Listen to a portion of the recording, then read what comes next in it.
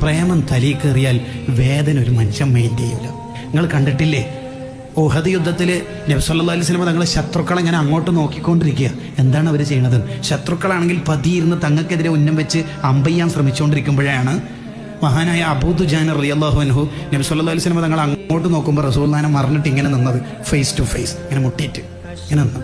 എന്നിട്ട് നിന്നിട്ട് പറയണത് എന്താ അറിയാം? തങ്ങൾ ശത്രുക്കളെ നോക്കല്ലേ. എന്താ നോക്കിയാൽ തങ്ങൾക്കെതിരെ 50 അവർ വിടുന്നുണ്ട്. 50 തങ്ങൾക്ക് ദേഹത്ത് തറച്ചാൽ പിന്നെ നമ്മളെന്തിനാ ജീവിക്കണത്? അപ്പോൾ തങ്ങൾ ആ തലങ്ങോ വിലങ്ങോ ഇങ്ങനെ നോക്കുന്നുണ്ട്, ശത്രുക്കളെ എവിടത്തേക്കൊക്കെയാണ് വരുന്നതും. അങ്ങനെ നോക്കുമ്പോൾ അബൂ ദുജാനങ്ങൾ പറയണത്, നോക്കല്ലേ നബിയെ, നോക്കല്ലേ.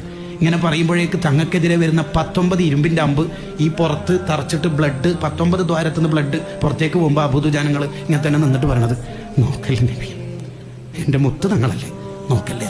ഈ പ്രേമം തലയിൽ കയറിയാൽ ഇനി 1000 അമ്പ് തറച്ചാലും വേദന ഉണ്ടാവില്ല. പ്രേമം കയറണം തലയിൽ, നാവിലല്ല, സ്റ്റാറ്റസിലല്ല.